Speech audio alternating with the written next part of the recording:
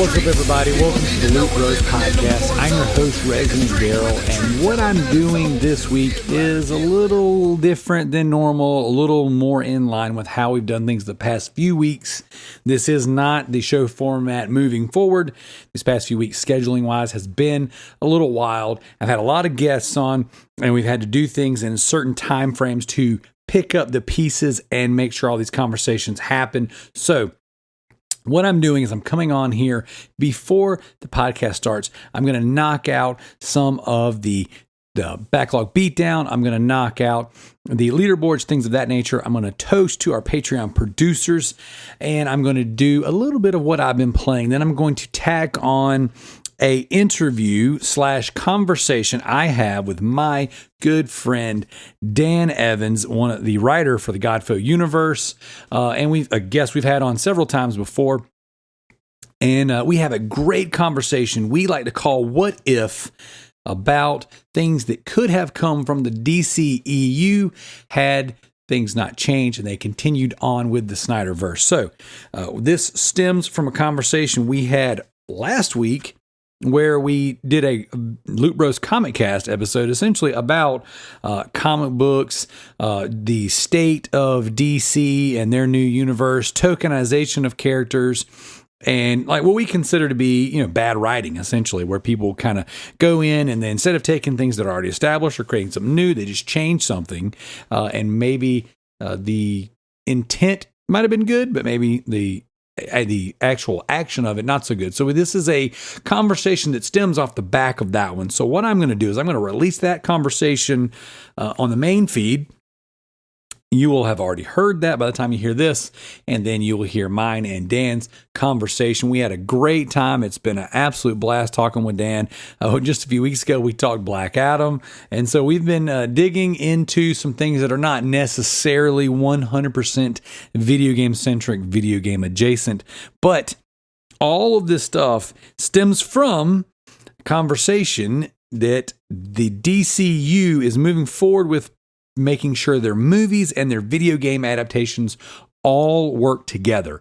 So this is kind of taking the Marvel approach, but then one step further. So did you come here to talk about video games? Well, we talk about things that are in the nerd culture, in the same realm, but maybe not everything we covered is exactly video game centric, but I will be talking about games on this particular show.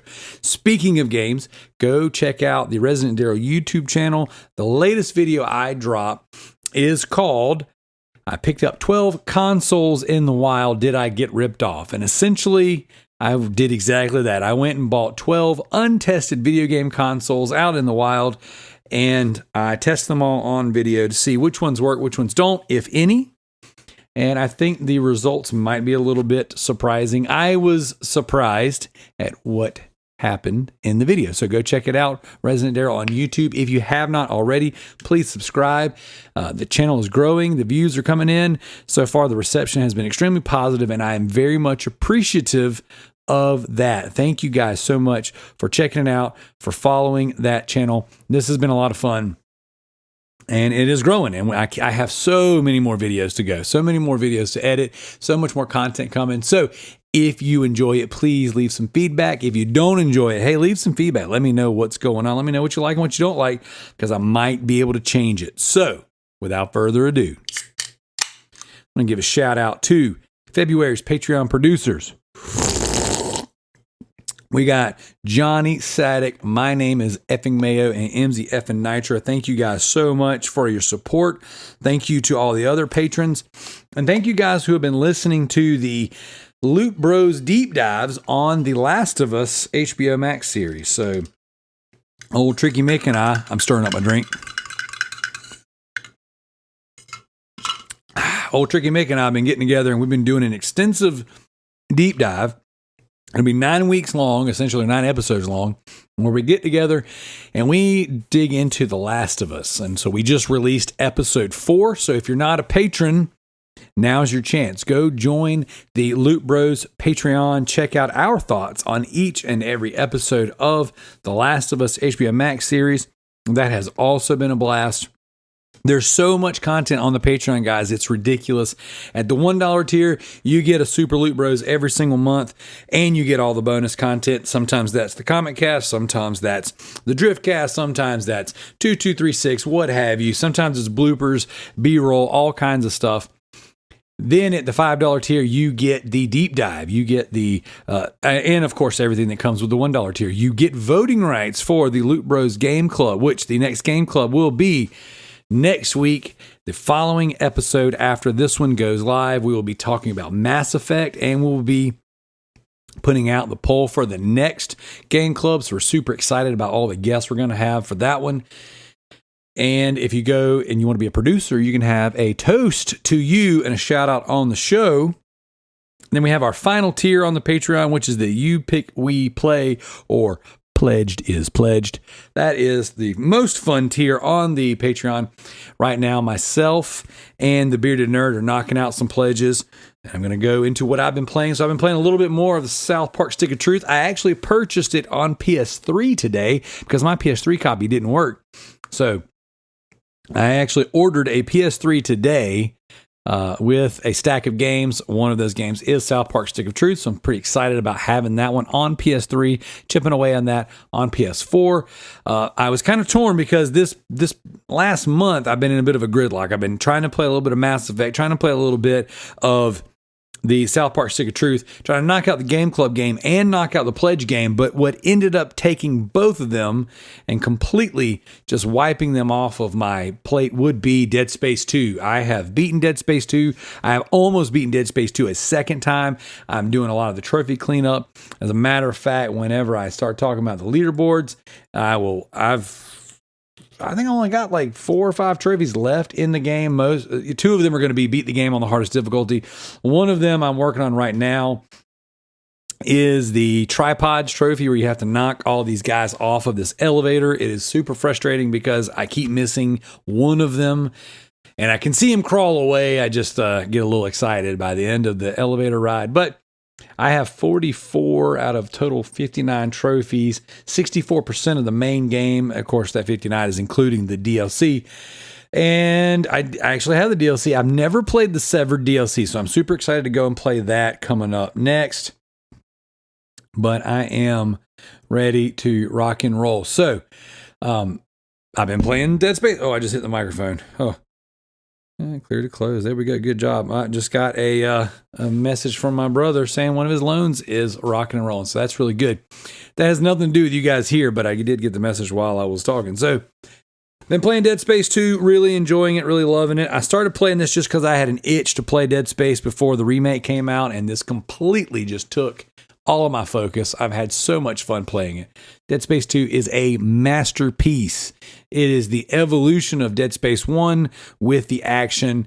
So good. So incredibly freaking good. I absolutely love it. I can't say enough good things about it. And I will beat this game again. I don't know that I'm going to go for the platinum because, guys, this platinum's kind of difficult, especially for a crappy gamer like me. But hey, I'm just going to play it, and I might do the same way I did with Dead Space 1, just get all the trophies except for the hardest difficulty trophy and walk away. Who knows? That being said, I've also been playing some One Piece Pirate Warriors 3 on the Vita. This is my game to chip away at night when I'm trying to get a little bit of wind down before I get some sleep.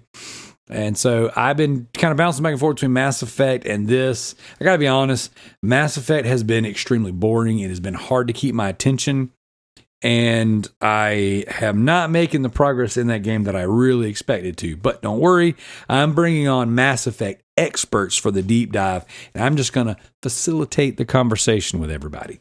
So whether I beat it or not, I don't know. We'll see. But I definitely have been playing it, and I am definitely not loving it. I'll just put it that way. So, but I've been playing some One Piece Pirate Warriors 3. The game is a Muso game, so Joe would be proud. It is a lot of fun. I'm really enjoying myself, just chipping away, slapping guys with my freaking stretch strong arms and hitting dudes with my triple blades.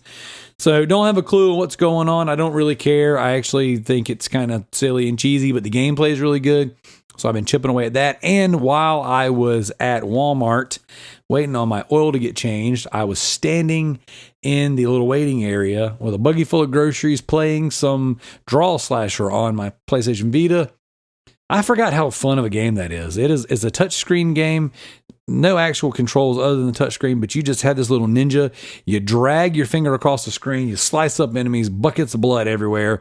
Super, super simple, but a very fun game. That is a game that I almost 100%, but when my memory card died, I lost my game save and I wasn't able to go clean up the trophy. So I never went back and finished the game, or actually, I beat the game, but I never went back and cleaned up the trophies.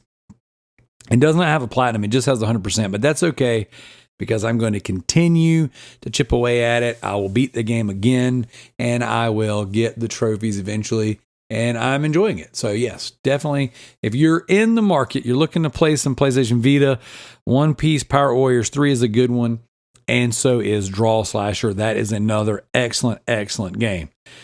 That being said, let's jump into the leaderboards. I have the Loot Bros PlayStation leaderboards and the Loot Bros Xbox leaderboards brought up. You know what I'm going to do real fast? I'm going to update the PlayStation. So we'll start with the Xbox leaderboards. All right, so first place, I'm styling on you, bro, with 1,480 achievement points, playing some Assassin's Creed in the Ezio collection. I just picked up Assassin's Creed 2 on PS3. Personally, I have not played that game. Well, let me back it up. I have played it. He's playing Assassin's Creed 2, by the way. I have played it on the Xbox 360. I've never played it on the PS3, but that is one of those that everyone goes and platinums and everyone speaks so highly of. So I'm going to attempt this game again. I've been kind of itching to play through some Assassin's Creed, and I want to do Unity, and I want to do Black Flag. I want to do all the games that everyone's, boosting together. But Assassin's Creed 2 is one of those that I started on Xbox 360 and never got back to. I definitely want to knock that one out. Second place is GDI Master Race with 345 achievement points, playing some Hogwarts Legacy. Shout out to CJ. If you're not in our Discord, you need to join our Discord. Loot Bros Podcast Discord. We've got links to it everywhere in the socials. Oh my gosh. CJ said the funniest thing about joining the House of Slytherin. CJ, I know you're listening, bro. You freaking had me dying. I was laughing so hard. That was freaking hilarious. So definitely go check out the Loot Bros Discord. I want to give a third place shout out to Sadik. He's playing Timbo the Bad A Elephant. I can't remember if I played this one or not. The trophy he got is called Peanut Butter Cache. Man, I feel like I've played this game. I might just own it. I don't know that I might not have played it. But fourth place, we have, it is HJD 2011. That is Harry Gaz's son. And fourth place on the leaderboard with some FIFA 23. Let's see if 2 weeks in a row he beats his dad on the leaderboards. Let's see if his dad can even get close. I mean, fourth place on one, and then what was the dad? Like seventh place on the other? I mean, that's just... It's embarrassing. It's embarrassing. You always got to school your kids. All right, fifth place, Sony Pony 2U, playing some Hi-Fi Rush. It seems like somebody's been really, really, really focused on their PS5 lately. I mean, really letting things slide on the Xbox side. I don't know. Although Hi-Fi Rush, I did play a little bit of it, and it's pretty good. All right. So let me refresh my screen. We got our PlayStation leaderboards here. Come on, get out of my face with this trash. All right, first place, MEECE Goats a Lot. I don't remember. I think I struggled on that one last week. So we're going to say Goats a Lot. First place with 132 trophies, playing some Life is Strange. Second place, The Affectatious Donk with 118 trophies, playing the new Tales from the Borderlands. Would love to know how that is. We got third place, Tricky Mick, 97 trophies, playing some God of War Ragnarok. Fourth place, The Grounded Gamer with 89 trophies, playing Jumanji, the video game. Quick PSA, that game freaking sucks. I tried that game. I thought I was going to go for the easy platinum. That game sucks. I hate that game. Fifth place, Gaz Davis with 74 trophies, playing a little bit of Knockout City. Fifth place is technically lower than fourth place. So once again, his son has beat him on the leaderboards. Very nice, very nice. Your boy Resident Darrell is actually in ninth place with only 33 trophies this week, but the sample the sampler platter in Dead Space 2 is my most recent trophy, and that is killing a necromorph with every weapon in the game. Again, I'm attempting my tripod trophy. For the record, just kind of want to throw this out there. This week's leaderboards, we have 17 people on the PlayStation leaderboard. So very nice. 17 active participants out of the 34 that we have on our leaderboards. So that's really good participation, guys. Way to go. All right, next we're going to head over to the backlog beatdown. We got I'm Styling on You Bro in first place with 47 points. We have Duplex in second place with 29 points. We have Diego coming up in third place with 28. Redbeard Rick with 18. Departed 570 with 13. We have Gaz tied with 13. We got Alex with 12. We got a 3, 4, 1, 2, 3. We got a four-way, hey, between me, CJ, John Michael, and Kalai with 10 points, which John Michael actually just sent me a screenshot of him knocking out The Witcher 3, so that's possible his score is higher, but I'm not changing it right now. Then we got JT and Sadik with 9 points. One Plat Zach. I messed it up, but that nice phrase coined by Gaz. With 6 points, James the Nerd with 5, Dino Killer with 4, Yield with 3, Sid with 3, Jared with 2, MZ with 2, and Noah the Builder with 2. So that is your backlog beatdown. Now, I will wait until the weekend to add the trophy rarity breakdown from Gaz, so that'll be as per usual at the end of each episode. And the reason why I do that, guys, and I separate it is twofold. A, I want you to listen until the end to get your rarity breakdown, and B, typically by the time I get that audio, I've already edited this show, so then I just tack it to the end, put the outro music, and we're ready to rock and roll. So thank you guys so much for all your participation in the backlog beatdown, in the rarity contest event, on the leaderboards. Thank you guys for writing into the shows, commenting on things, all that good stuff. We haven't opened the floor to community questions in a few weeks just because the times I've been recording have been all over the place. But next week, we will be taking write-ins. We will be taking questions and feedbacks and reviews on Mass Effect. So if you're listening to this right now, remember, next week is your week to write in about your experience, your time, your opinion, your review of Mass Effect. So now I'm going to kick it over to my conversation, What If, with Dan Evans. Next time they shine your light in the sky, don't go to it. The bat is dead.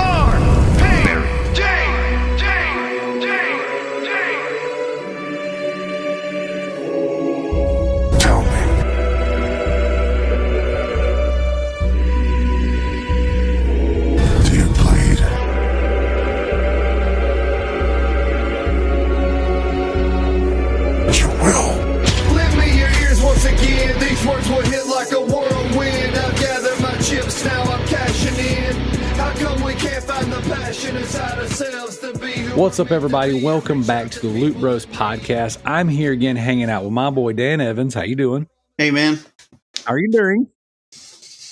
Man, I'm actually crashing at Josh's this week. I got some family stuff going on in town, so that's why my background looks way better than usual. It's so funny because whenever the camera first kicked on, I'm like, dude, that looks like Josh's background. Yeah. I've moved in and I'm taking his stuff. Oh, that is amazing. That is amazing. So you have invaded his home. I love it. Well, awesome. Glad to see you again. Glad to have you on. I like this little thing we're doing, this little lunch date we got going on. I don't know about you, bromance, in my opinion's brewing. I think things are getting pretty serious. Man, I like having something to look forward to at work. Same here. And then I'm going to show here in the video version, you and I, look at that. Bing, bing, bing. We will be doing a joint venture for the SC Horror Con September 16th and 17th. We've already got our tables, our booths taken care of. We will be hosting a panel, horror in video games. Yeah, that sounds awesome. Yeah, not to be confused with horrors in video games. There's plenty of those, but they're all on Twitch. they're in the bathtub right now on the main page of Twitch. So if you're going looking for video games, tell you the Christian boys out there, close your eyes. Man, did you see that one girl? And this sucks. The poor woman. She was at TwitchCon or something, and they had her doing like an American Gladiators thing where they were fighting like over was like a ball pit, but it was like foam squares. And she won and like jumped off, and she jumped like flat, like a kind of like a 90-degree angle, like with her butt going straight down.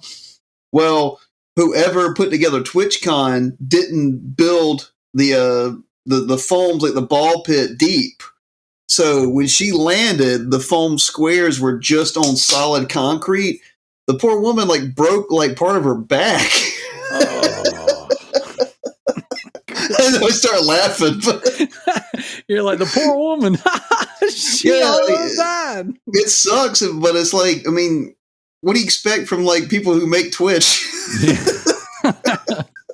Actually, what it is a giant hot tub, inflatable hot tub filled with foam squares. Like you pull it right through the bottom of it. Does anything speak the end of an empire like half-dressed women broadcasting from a hot tub? I mean, that wasn't even in Blade Runner. What's so funny is like from the video game enthusiast. My name is Mike Python. From the video game enthusiast perspective, getting on Twitch and broadcasting your gameplay was kind of like the new rock band. That's like I tell my wife and kids all the time, being a YouTuber is the new rock star. You know what I'm saying? You're like, what's a rock star? Exactly. Why would you want to be in a band? Like, what are these discs? What do you do with those? Is this on YouTube? That's literally my kids like, is it like, I show them a new band, like, oh, is that on YouTube? Oh. Mm-hmm. So that being said, I'd say, you know, being a broadcaster, a Twitch streamer, all that stuff has been the focus in the gaming industry for so long now, several years. And it was just completely like all the momentum, all the guys out there putting in all this time, doing all this stuff. And it's like some chick in a bathtub just made like just completely I'm thankful that like only Twitch streaming I do has been with my kids. And we do our thing to just do it for fun. I've never pursued Twitch streaming as an actual legit endeavor. I can imagine it would be the same thing as whenever, you know, you got with your band was Blue Bolt, correct? Yeah. Okay. So with Ninja Loot and Blue Bolt, when you play all these shows and you go out in front of all these people and you put all this time into your crafting, making sure you're tight and making sure everything's good, you invest in all your gear and you rehearse and you try to put on the best stage presence and you're trying to focus and face the crowd and you do everything right. You play 300 shows in 6 years. Not saying I did, but I did. And then, you know, these random people over here that aren't even playing their guitars in tune, that are going through a crate amp, get signed. You know what I'm saying? Usually daddy's money is involved. Right. Oh, yeah. Well, for us, I know during our era when we were pushing, if you would dress a certain way and you would move in unison, I kid you not, dude, this happened. We were invited to play a Cornerstone Music Festival with POD, Love and Death, which is Brian Welch from Korn. The next night, not the night we played, but the next night, For Today was playing the same night we were playing. The next night was Blindside. Okay. Yeah. All right. I think the Letter Black opened up that morning. Okay. All these huge bands in the Christian rock and Christian metal and Christian hardcore, all that stuff. Like this was the equivalency of Woodstock for us, for Christians. Yeah. You know what I'm saying? Like, oh my gosh, we're freaking playing. And we played for the record, Ninja Loot played the last big year of Cornerstone. I'm not saying it's my fault that it's gone, but it might be my fault that it's gone. And so we're so excited. We drive almost 17 hours to get there. We make all new merch. We do all this stuff. We invest every dime we have to get into it, to make new stuff, everything. We get brought out there by this record label, Sacrosanct Records. Okay. Unfortunately, the owner passed away. He died in wave 1 of COVID. Awful stuff. But Tony Padilla is his name. Super cool guy from dealing with him. My interactions with him, he was awesome as far as like a right-wing conservative standpoint, because he had that FU opinion online, and when everything was going south and everything was going crazy, he was just like, no, sir, not having it. But anyways, we go out there and we play our first set. Now we get into the festival, okay? And they're like, hey, we had a band drop. We had the 8 p.m. slot, I believe it was. It's a great slot. We did, because we were playing the side stage. So you would have had For Today. Then you would have had Brian Welch, which he had his band Love and Death. Okay. So that's the dude from Korn. He was going to speak, and then we were going to play, and then POD was going to play. Okay. Okay. So like it really couldn't have been a better setup for Ninja Loop than this. All right. We're playing with the two reasons I got into playing music was Brian Head Welch. I play 7-string Ibanez guitars because when I was a little Darrell buying Guitar World and buying all the magazines, Brian Welch had freaking cool looking dreads and 7-string Ibanez guitars. Well, guess what? I'm bald, but I've still got a 7-string right there. I want to be like that. And then I really pursued being in a band and playing music when I heard Southtown by POD. When I heard Christian rock for the first time, I was like, wait a second. This is me. This is what I want to focus my life on.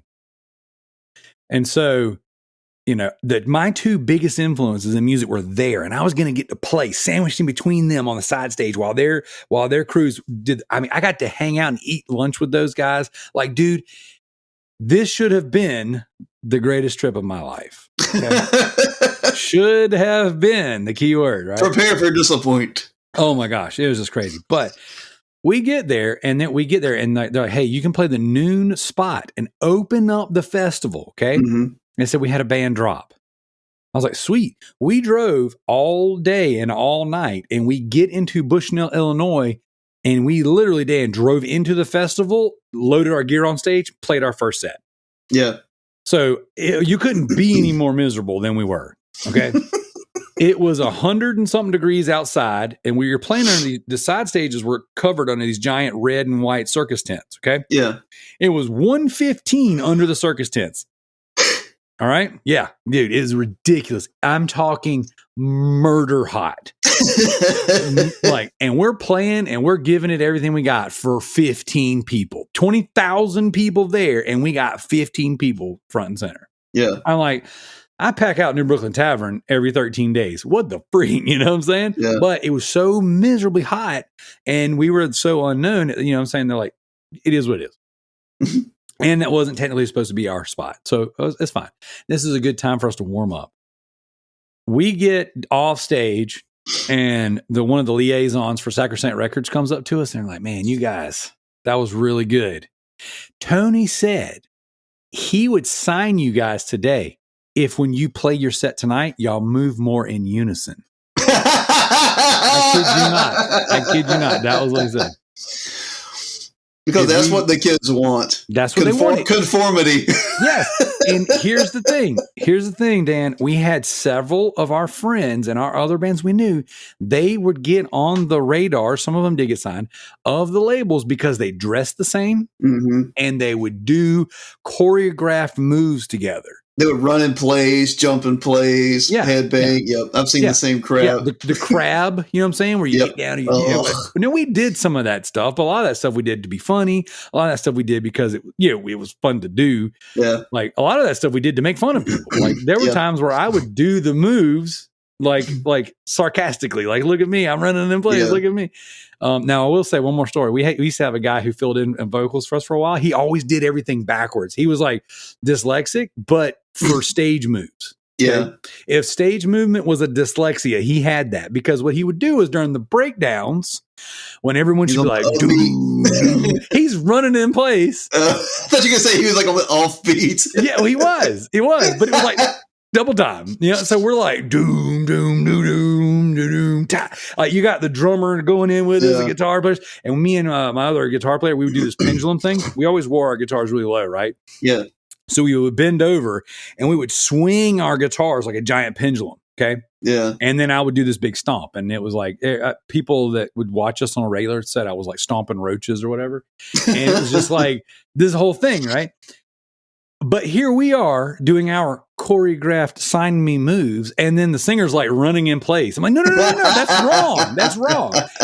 I kid you not, Dan, if I'm lying, I'm dying. We go and we're moving fast and we're up and it's like, it's the 2-step beat. You know what I'm saying? Everybody's supposed to be doing their thing and homeboy slow motion headbanging.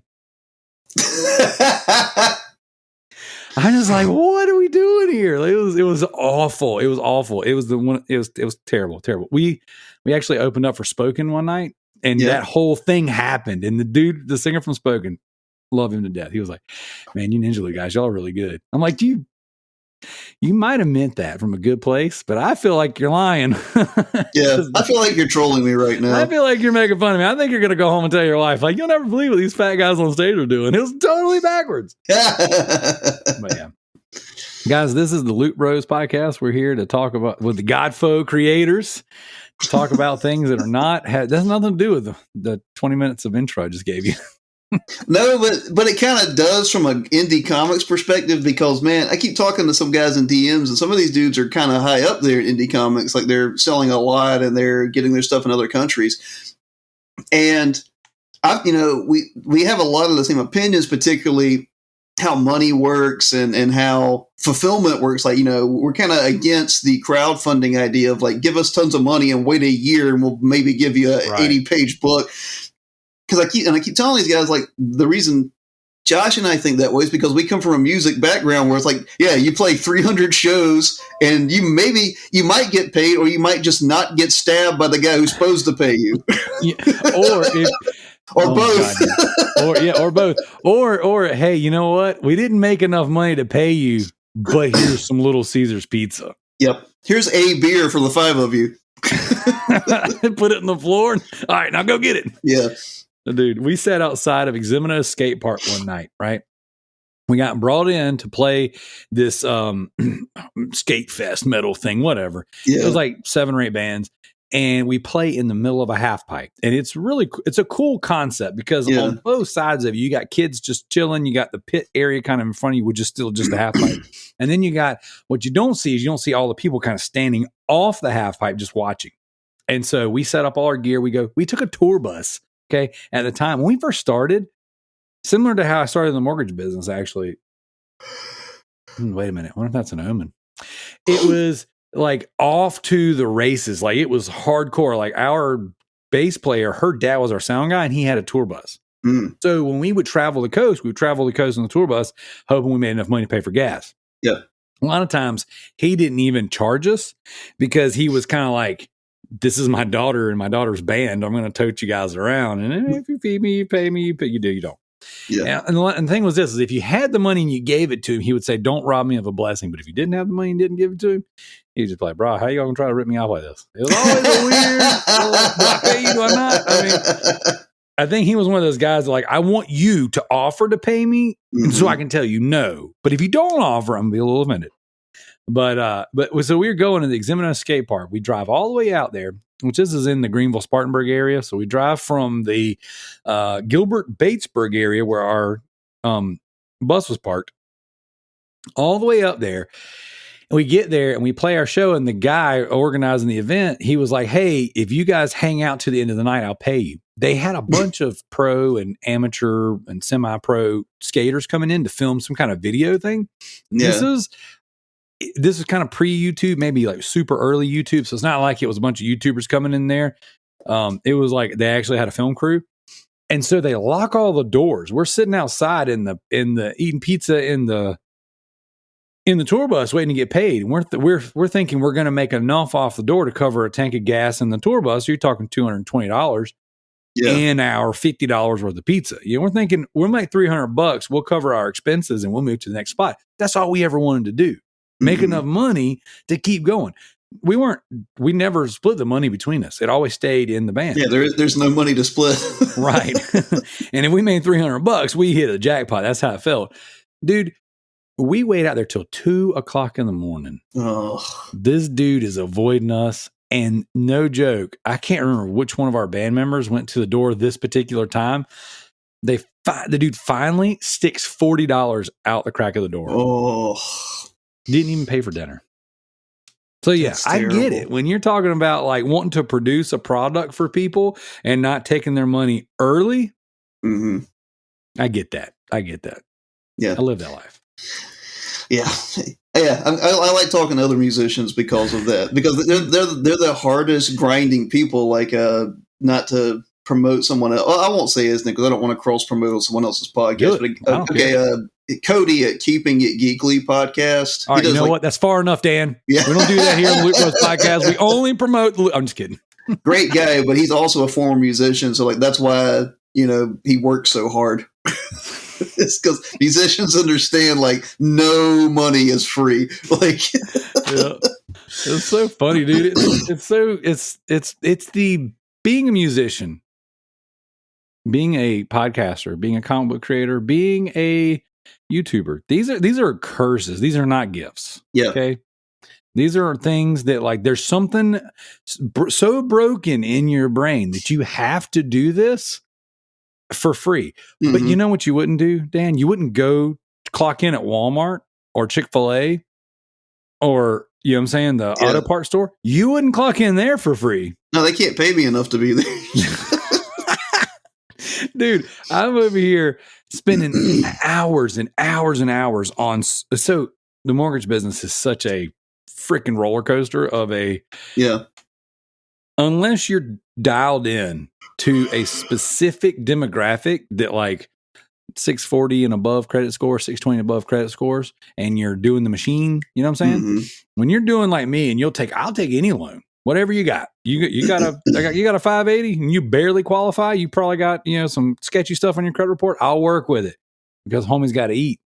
Like, it's so sketchy. It's such a roller coaster. I'll spend hours and hours and hours and never get paid. Yeah. And it's like, I've got a file I've been working on right now. I love these borrowers. They have been so good to me, so kind to me. But we've been working on their file since November. Jeez. And we still haven't gotten to where we can close. It's one thing after another. And so it's like this affliction. It's like when you go down these certain paths and it's like, you want to work for free. Don't tell me you want to make money because you wouldn't do what you're doing right now if you wanted to make money. Mm-hmm. That's kind of, I just keep finding myself personally in these areas of grind that don't.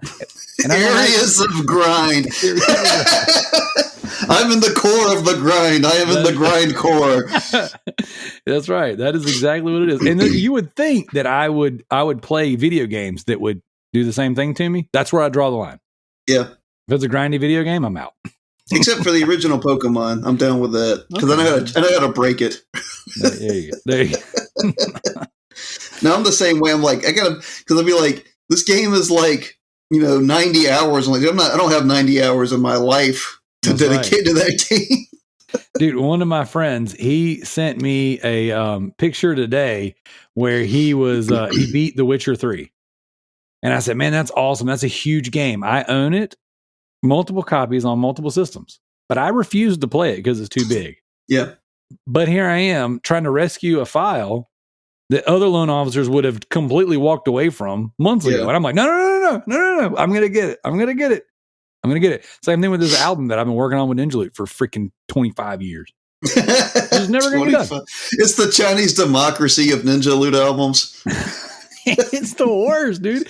Well, my drummer, who we haven't spoken in a while. I mean, he's a busy guy. I'm a busy guy.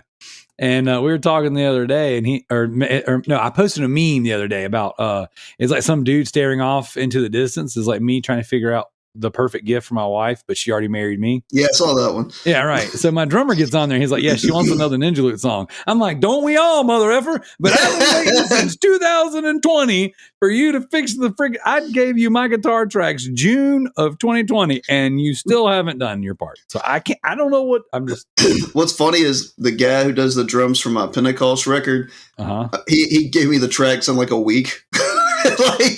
And he has like a kid that he watches and he stays home and like he set up his drum kit, recorded it, sold his cymbals and like took it all down. Like he just did it for me. It was like the greatest experience ever. Oh my God. So I'm sorry that you've had such a bad experience. That's all I know, man. That's all I know. But I wouldn't have it any other way. I can't do it differently if I'm not doing this most difficult way. And like, I've been teasing this a little bit on the show. This time the ball's in my court. I hooked up with a couple musicians from a band that I personally loved and I listened to. And I used to, when I was preaching in my old Baptist church, I would use some of their music as like accents to my services, right? Yeah. And so these guys are waiting on me now. And I'm like, the ball's in my court, guys. You're like, but it turns out Baptists don't like 9 Inch Nails. They get really offended when you say perfect drug, like it's a good thing. How Salvation is Like the Perfect Drug by 9 Inch Nails. Man, you know who else used music to a great degree? Zack Snyder in the Snyderverse. Yes, he did. What an amazing segue. To get us back on topic. All right, so here's our plan for today, guys. We'll see. I got Dan for about 40 more minutes. We want to talk about this what if scenario in the DCEU. What would have happened, what we think would have happened, what we were promised, could have happened under Zack Snyder's tenure had the WB executives not totally sucked and screwed everything up, had Warner and DC not been sold multiple times, and had James Gunn never been born. Hey, he's getting his brother to play Weasel, so there's that. I mean, you know what? After watching, I've seen those videos or photos of him at the pedo party. He should be the Weasel. He could wear his little pedo suit and then just in a mask. You think he got his brother to introduce him to the cast of Gilmore Girls?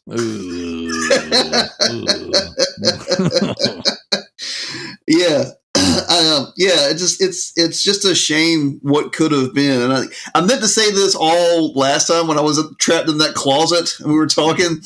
And that's why, like, you mentioned something and I was like, we'll come back to that. Like, I wanted to. So now we got to do it, which is, you mentioned Steel. Like, I was rewatching Batman v Superman, and so much of what he did, Snyder did with Lex Luthor, cloning Zod, basically, or regenerating Zod, who technically wasn't Doomsday. It was like some other kind of Kryptonian abomination, according to Snyder. But that whole Genesis pod thing that they used to resurrect him, to resurrect Zod and to resurrect Superman later, man, we could have had Eradicator, we could have had Cyborg Superman, and we could have had Superboy from all of that. And then Steel, could have come in. But I mean, how cool would it be? You do Nightmareverse, you reset everything back, and then you come back to after Darkseid's invasion. So you're in the main universe now or whatever. And you could even have Shazam happen and Black Adam, because who else could help Superman take down the Supermen? I mean, imagine that. Imagine that's the unifying goal. If you got Black Adam and Shazam helping him fight Cyborg Superman and Eradicator. God, how amazing would that have been? Especially if, like, Batman could be dead or something. That was supposed to be the plan originally, was a 5-arc film ending with the Justice League 2 Part 2, because it's supposed to be Man of Steel, BVS, Justice League, Zack Snyder's Justice League, Man of Steel 2, and then Justice League 2 was supposed to be 2 parts, ending with Batman sacrificing himself to save humanity. Yeah. I actually still have the storyboards that got released not too long ago, like last year sometime. I have them saved on my phone. Like, I have pictures of my marriage, my children being born, and then the storyboards of the Snyderverse. Those are the things that are the most precious to me. You have a picture of Jesus with his hands out, and one has your family, and the other one has Justice League. Those are never mind. That's a bridge too far. I gotta stop. I was gonna be trying to be funny, but I might have walked into some sacrilegious territory in my mind. So Lord, forgive me for that. Hey man, don't bring like a weird cloud and then an earthquake on us like Turkey, because you might. Dude, I saw pictures, man. Whoa. Yeah, I saw those pictures too. Whoa.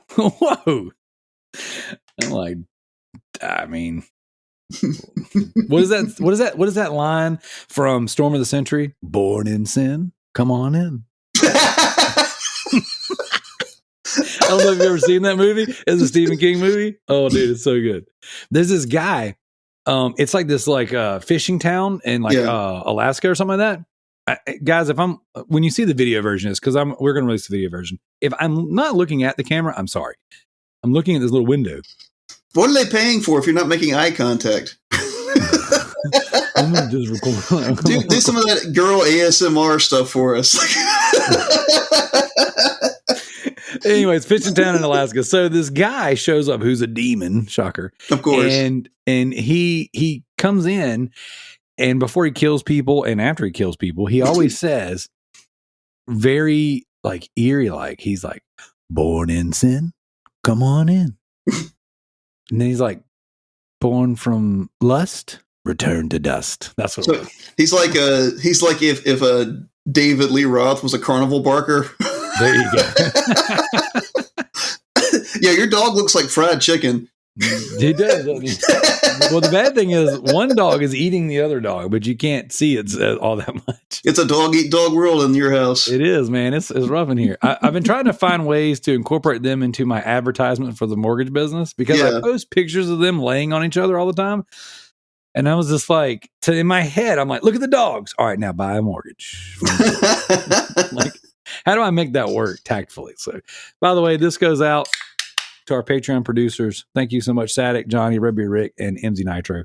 I totally missed it earlier, but you know what? We're going to roll with it. Well, and getting us back on topic, if Batman is dead, even when they return everything in the past and it's not Nightmareverse anymore, if they could make that still happen where he's still dead in present day, Wonder Woman would have to go back to Themyscira and take it over because her mom's dead and half of the Amazons are dead. So she's kind of busy. Aquaman would probably have to be dealing with the repercussions of Darkseid's invasion, dealing with that. So to me, it made sense that if you're going to have the Superman, like Reign of the Superman, you'd get Shazam and Black Adam in there. Yeah. Totally. And again, we were talking what spawned this. So for those of you who haven't listened to this, losers. People who have like jobs and a life. Yeah, freaking nerds.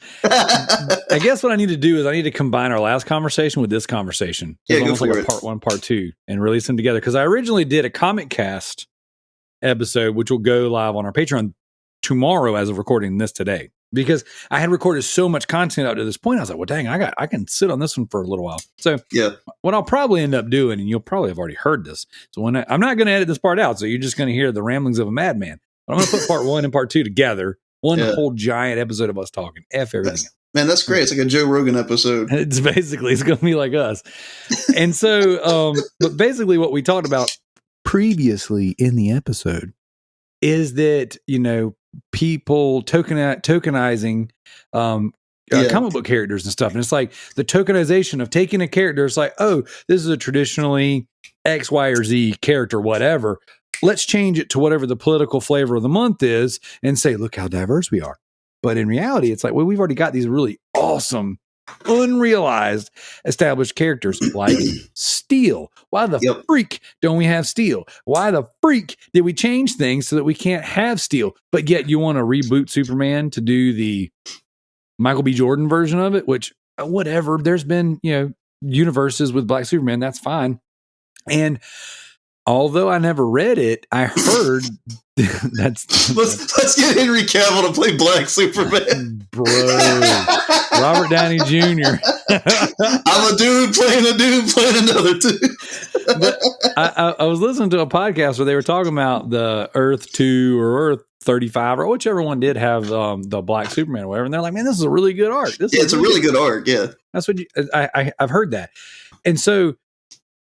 I'm not saying it shouldn't exist because that's fine.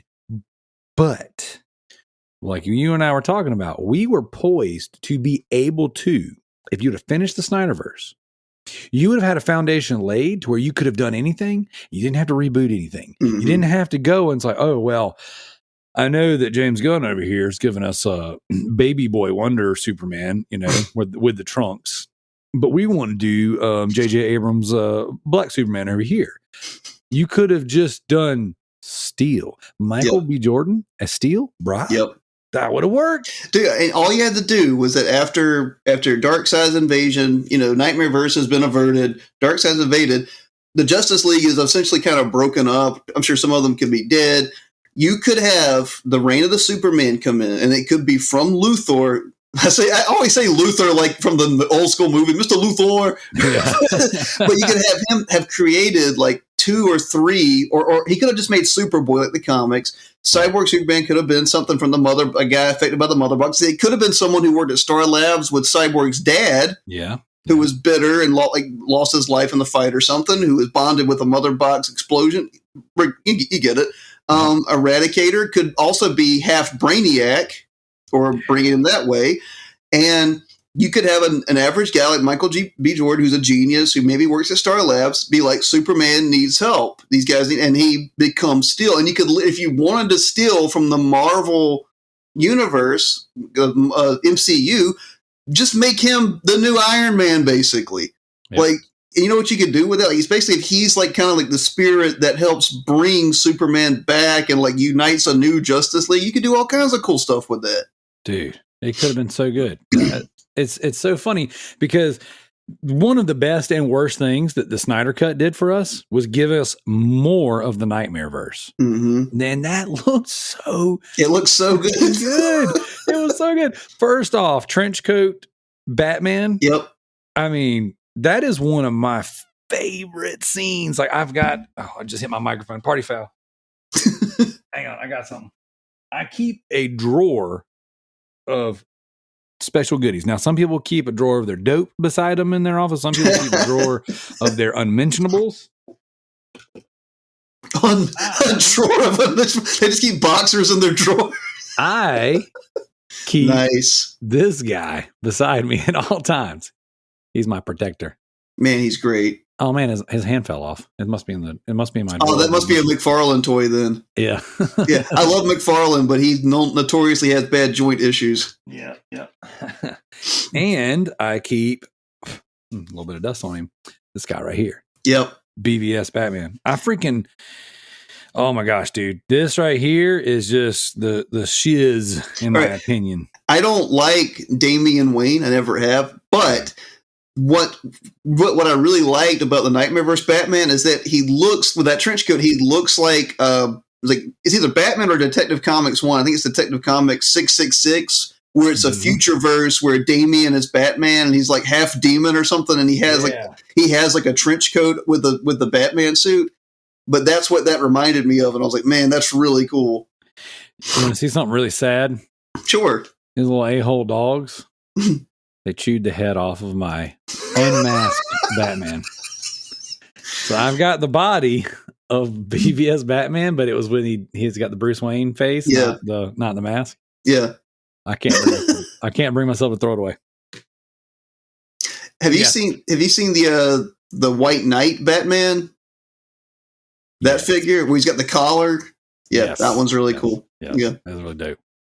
So, but yes, the Nightmareverse and that the initial scene, right? So again, we were talking last time we got together, and what I'll do is I'll release this as kind of a 1 and 2 thing. As a matter of fact, what I might do, even going a step farther, I might release our conversation that we already had on the feed before this one comes out on Monday so that people have time. But either way, that being said, when that initial nightmare scene that was in BVS where Batman falls asleep at the bat computer, the bat pewter, and he has like that conversation with the mercenary looking dudes. He's like trying to get the kryptonite. Yeah. And it's actually a bomb or whatever. And he's like, no. And then he fights the dudes, whatever. But he takes on a bunch of those soldiers, and then the parademons come through. Yeah. The fact they all had the Superman logos on their arm. Yep. Right. Just showing that Superman enslaved the world in Justice style. Yep. Right. And I know they've alluded to he gave himself over to the anti-life equation, or he came subdued to it, however that worked out. But then him and Darkseid had conquered the world together because Darkseid's logo was carved into the ground or whatever. But essentially Darkseid using Superman as his Prince of Darkness or whatever. Well, it could have been also, people don't talk about this, but the anti-life equation, when Darkseid uses it, like the world engine type thing, it turns planets basically to apocalypse. Yes. But that's not what happened in Nightmareverse. It was like a desert. So what I'm thinking is it could have been that maybe Superman, broken and busted, made some sort of deal with Darkseid. Maybe. I mean, that they at least preserve the people, preserve the planet, even though they're enslaved. Because it wasn't apocalypse. Like, it wasn't lava broken up and everything. You see what I'm saying? Right. Absolutely. Yeah. So I don't know. That's just something I thought about. Well, the fact that that Superman's the man in charge and people are wearing his logo, I just thought that was so freaking cool. And the first probably 100 times I watched the movie, I didn't even notice that. It wasn't until one day I'm sitting here watching it and I'm just like, what kind of soldiers those are? And I just paused it and I was like, I Yeah. saw the Superman logo. I was like, Which There's is no one great in because that means hope on his planet. yes. Yeah. Which technically on our planet would mean all hope is lost. Yeah. Hell. Man, I love those little things. I love people on Twitter posting like the pictures, compare all the different things that he called back to in the parallels. Like, those movies just get better, man. Like, It's like a fine wine. It's funny because you and I talked the other day, and then I posted the picture from Justice League Unlimited with Bruce Wayne and Diana together. And I'm like, whenever I saw that pop up, I was like Leonardo DiCaprio in the meme. I'm like, I'm seeing that. It was so funny, man. I was like, dude, it's mind blowing that it just keeps like things like that keep existing and keep popping up. And I'm like, I can't. It's good stuff, dude. It's really good. And I wish we would have gotten more of it. And I know that Jared Leto, which I would love to know your opinion of Jared Leto Joker. Before I go any farther, what did you think about that portrayal? I think he had wonderful potential. And like, he was one of the reasons I was actually going to see Suicide Squad when it first came out. Like, I didn't like the tattoos. Right. But they didn't bother me as much. I mean, he just looked like a modern day gangster, and he looked so decrepit and like blasphemous because, I mean, that's what our modern world looks like. Like, I mean, that's what the Joker would look like nowadays. If you don't believe me, look at most rappers. Like, and they're like, man, that's a good look, bro. That's a good look. Well, he's always been a mockery of gangsters. Like, even the Jack Nicholson. Even Jack, even like the animated show was that he had like the big suit, he had everything, and I didn't mind any of that. Of course, Suicide Squad, he had some of the worst writing imaginable because everybody in that movie did. I mean, even Will Smith's charisma. Here's what's funny was I was watching that movie with my wife, and you can tell the scene, like the cut where Will Smith's like, oh, I gotta save this. Like, you can see, because the first like third of the movie, it's like you can tell was a different movie, and then when they made all the changes, you can see Will Smith being like, I gotta carry this one, don't I? but I liked him as the Joker, as an Elseworld, like, I don't know. To me, it's like everything with the Snyderverse. It's missed potential. Mm-hmm. Like, I think he could have been one of the coolest, most chaotic, he didn't seem like a Joker with a plan, which even, I know Heath Ledger's Joker was all against that. He was an agent of chaos, but he had plans. Like, he blew up things strategically. He had kind of like a military mindset, destabilization and stuff like that. I think Jared Leto potentially could have been the most chaotic Joker, because even what he does in the original Suicide Squad, the way he saves Harley, when he rolls up with a helicopter and just starts blasting everybody. Yep. I think he had great potential. I think I don't really care for Jared Leto so much, but I think if they would have done more with him and kind of, I don't know. I hate to sound like a cop-out. I just feel like we didn't get enough of him. And I know people hate that response, but I feel like, no, like, I think if you'd have let that guy go, he seemed like a very intelligent Joker. He seemed the most chaotic to me. He seemed the most pretentious in the best villainous way. And he seemed just like he didn't care if he lived or died. I thought it was great. Heck yeah, dude. Heck yeah. I totally cringed at some of the scenes and totally like loved it. And what I liked, especially his build. Jared Leto is a small guy. Yep. Ben Affleck is a big man. Mm-hmm. And that particular Batman looks huge. Like Ben Affleck Batman. So you put those two together, and to me, that was the most comic accurate animated series Batman versus animated series Joker as far as size and stature goes. And I was like, the opening scene of him and Harley in the chase and Batman, diving onto the car or whatever. Yeah. I was just, for me, that's the reason why I own like 7 copies of that movie. Yeah. I even have the graphic novel special edition. Yeah. Is the graphic novel telling of it, but also has the Blu-rays and everything in the background. I've got so much crap. But I was like, man, my biggest problem was not even so much the Joker as much as it was the movie just didn't have a real villain. You know? Yeah.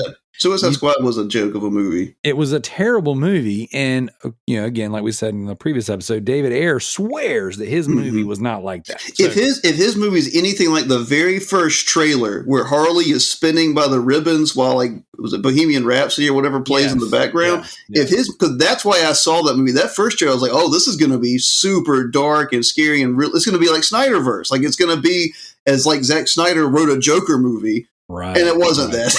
No, it wasn't at all. Now, I will say, tangentially to that Joker, I don't know why I just picked a pen up and started pointing, but like Joaquin Phoenix's Joker great excellent. Joker. I would love to see. I mean, my thing is this, and it's I cannot imagine a world where Batfleck is not Batman. Like I can't wrap my brain. I can't accept that world. I'll live in denial the rest of my life as long as he's not Batman. Yeah. And I wanted to see a true Nightmareverse Batman Joker. And the fact they were working together. Like when I saw that scene, I had COVID for the first time. Okay.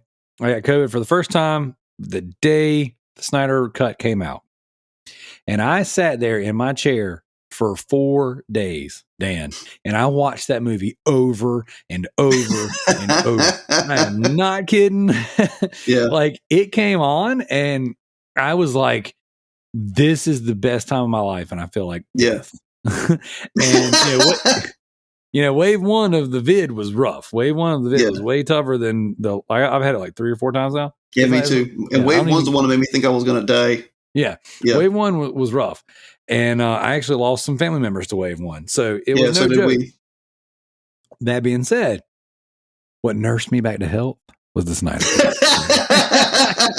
And when he does how about a little truce, Bruce, and he gives him the Joker card, and then Batman's response, he was like, make no mistake. He's like, one day he's like, I remember exactly how he said it because I am going to effing kill you. I'm going to kill you. Yeah. When I kill you, and make no mistake, I am going to effing kill you. And I was just like, boo, dude, I'm telling you, like, it was like, yep.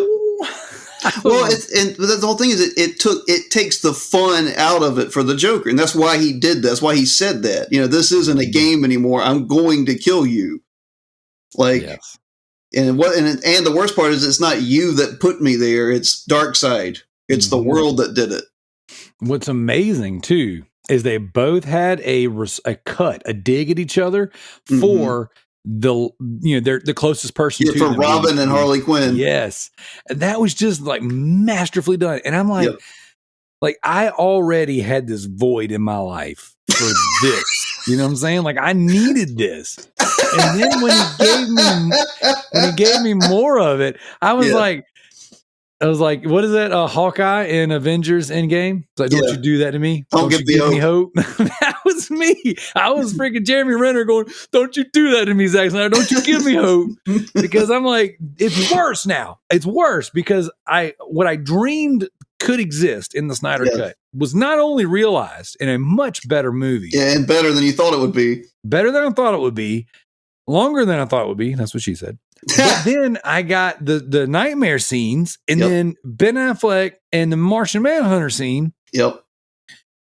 And I'm just like, I the range of emotions that I experienced sitting there with the vid, I was just like, I could die or cry. I don't even know anymore. This is it was, but now ever since then, I just watch it over and over and over. I'm not exaggerating. I watch it weekly. Like, and I'm like, man, I would love, give me a super cut of just Nightmare. Just, I would love. And the fact that Mira, like Queen Mara freaking lives and she's part of that squad, like Deathstroke, and that is another thing too. That's a whole nother world of like, I know. We could have had a Deathstroke versus Batman movie. I know. That's like the best thing you could ever imagine. Like arguably no other person out there can take Batman to task the way that Deathstroke, or as they say in the Lego movies, stroke death. I don't know if you ever seen where they go meet Madam Zhang or Webb or whatever her Yeah. name is, the one that supposedly trained both of them. Yeah. And she was like, stroke death. I will never teach you the forbidden move. Bat face and stroke death. That's what she called him. But dude, we just, what we could have gotten, the potential we could have gotten, and the things that could have come out of it, you know, like I would imagine a world, if this would have been successful, Yeah. that Amber Heard would have never pooped in Johnny Depp's bed. And then all those government secret releases that happened during that trial that no one knew about, maybe they have to find something else to hide it. Exactly. Yeah, that's right. Put that on your pipe and smoke it. It's going to turn out that the Snyderverse being destroyed was a psyop by the government. Yes, it was a false flag. We lost the Nightmareverse because. Oh man, where's what's his face? Now turning the freaking frogs. Alex Jones. Where's Alex Jones when you need him? Turns out, it turns out Zack Snyder was known by the FBI. Oh my gosh! All along, this wasn't Hamada. This wasn't AT&T and Discovery. This was a false flag by the United States government to cover up everything that happened during the Amber Heard trials. Hey, look, guys, it's going to cost you everything, but we have to do this because the only way to get Amber Heard to poop in Johnny Depp's bed is, in fact, to kill the Snyderverse. That's the single worst thing the U.S. government has ever done. This is worse than Deep Throat. This is worse than Obamagate. I bet you the tapes are at Area 51, Dan. I bet you. My wife and I were working out the other day, and she asked me what Area 51 was, and I almost had a stroke. You're like, I don't want to go into it. This is too much. I said, aliens, babe. It's freaking aliens. I was like that dude in the meme where his hair's all, it's freaking aliens. I'm not saying it's aliens, babe, but it's aliens. Like, how do you not know about Area 51? Everybody knew. I was like, we were going to Naruto run and storm the gates of Area 51. Where were you when I signed up for that? I was like, give me the Snyderverse. My God Almighty! Yeah, we could have had 2 full movies of Darkseid's Invasion contrasted with Nightmareverse. I mean, 2 whole things of that. And I don't know, man. Like, it's such a. I don't want to lament it too much, but it's such a shot in the face of art that the one guy that could make something that epic. And I'm so mad. Like the same stupid excuse that people are like, oh, the DC universe was never set up properly. It's like, what are you talking? It's only like 4 movies. I had no trouble following it. Who are you people that you had a hard time following the DC movieverse? Like, it's super easy. There's one Superman, one Batman versus Superman, and then there's Justice League. I've never even seen Aquaman. Like, because I don't have to see it. Like, yeah. I will watch it, but I mean, what do you mean? Like, I'm sorry that you need 15 movies to get you to Thanos, guys.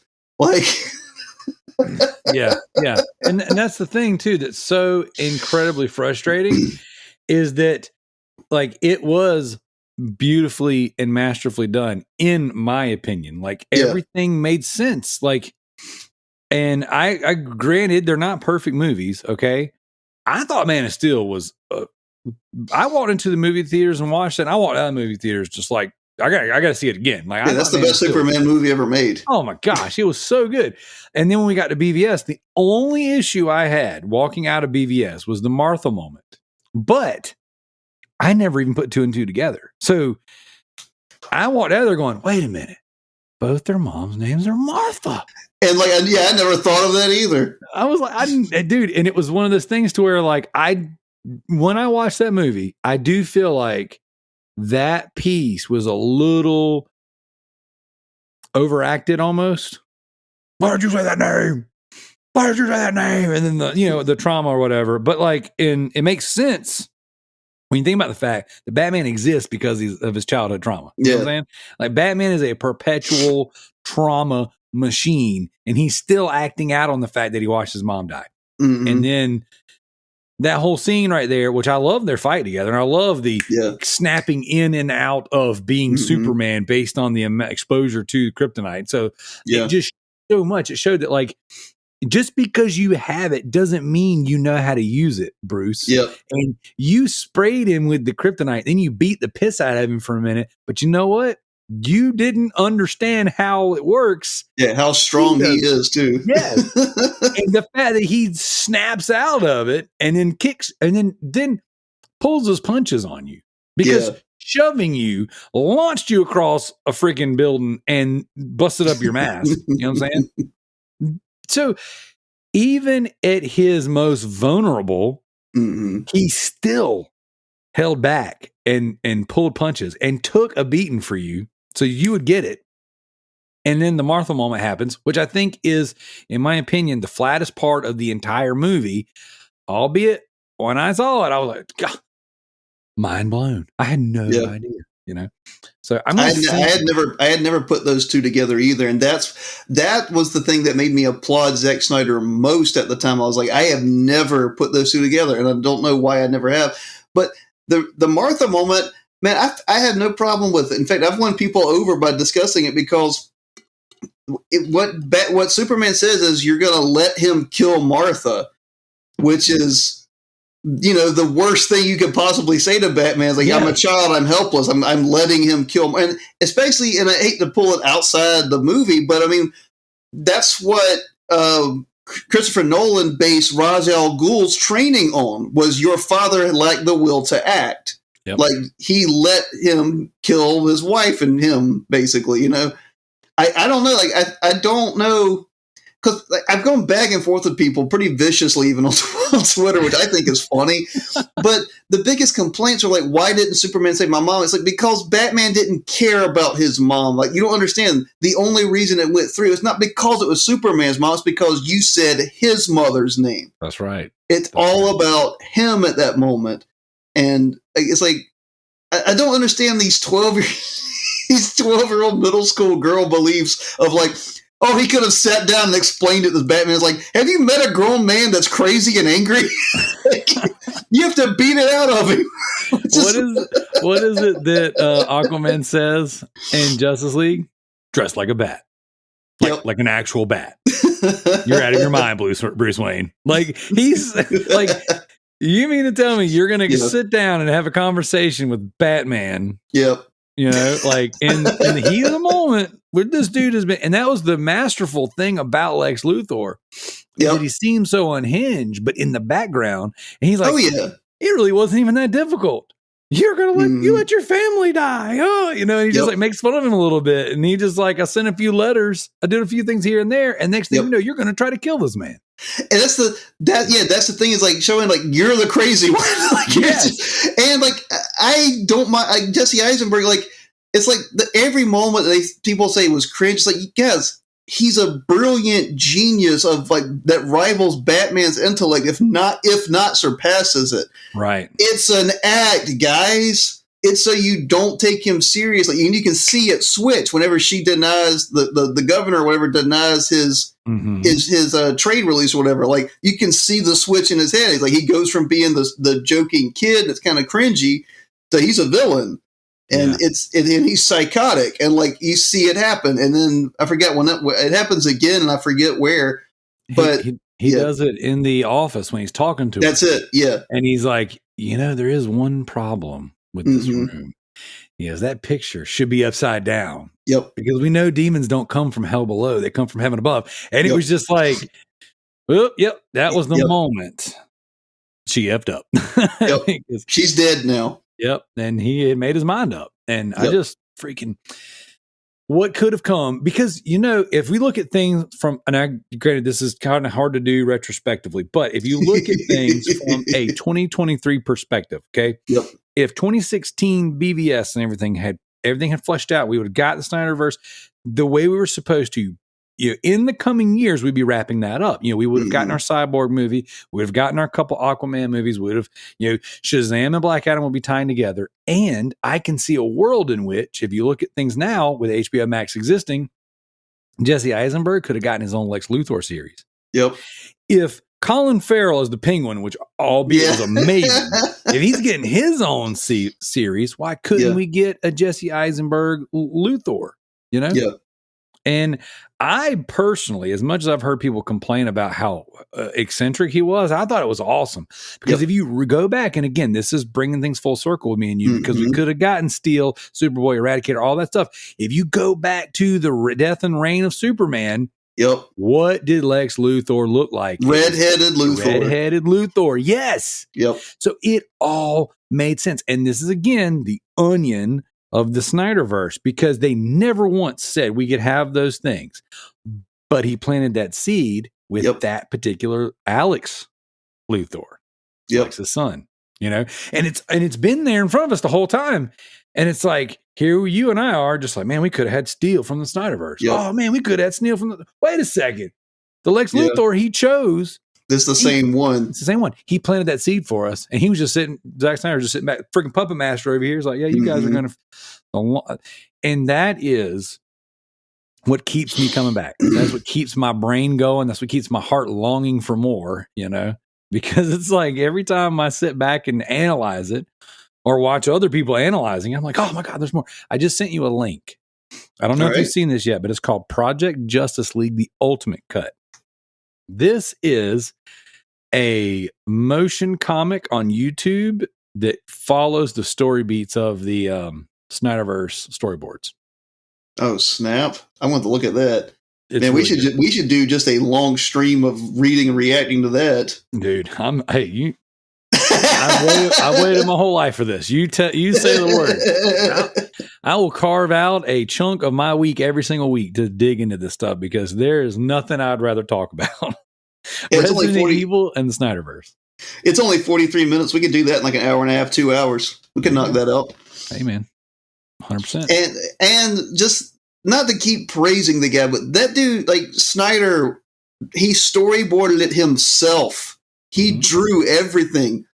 And he's not a great artist, but he's good enough to get it across. But I mean, that's the passion behind it, man. James Gunn can't replicate that. He's like, all right, here's what we're going to do. We're going to take Weasel, okay? We're going to make a bunch of wiener and fart jokes with Weasel. Yep. Look at him. He's going to say the F word a lot. The only word, as a matter of fact. Yeah. Hey, you guys like Rocket Raccoon? What if he had rabies and sucked? Hey, you know what? To be fair, when he's with Peacemaker, it's like, hey, you like Captain America? What if he was a douchebag? Here's Peacemaker. Which that worked. You know, that's not a universe I want. Yeah, that worked. Now, have you seen Peacemaker? I can't remember if you said yes. No, I haven't seen it yet.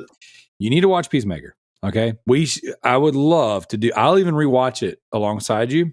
Yeah, I would love to do a deep dive into what James Gunn has laid out for us. Because if you watch the Suicide Squad, James Gunn's Suicide Squad, and you watch Peacemaker, that's what we're getting. Yeah. Okay. It's raunchy. It's R-rated. It's a little slapstick.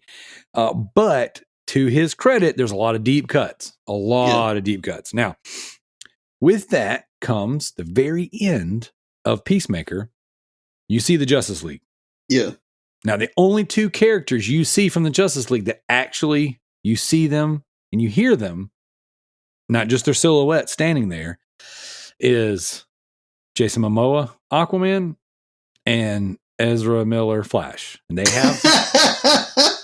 Of course. Yep. And Aquaman they can do no wrong. Yes. And basically what Aquaman says is... Shut the F up, Barry. You suck. I mean, it's in a nutshell. He tells him to shut the F up. But, dude, there's potential, you know, and they do have the Henry Cavill silhouette. They do have the Batfleck silhouette. They got the Gal Gadot silhouette. So the Justice League is there, and they show that this is in James Gunn's universe. But then that was before James Gunn had the universe. Now, I'm sure behind the scenes, he already had the keys. They just hadn't, made it public yet. Yeah.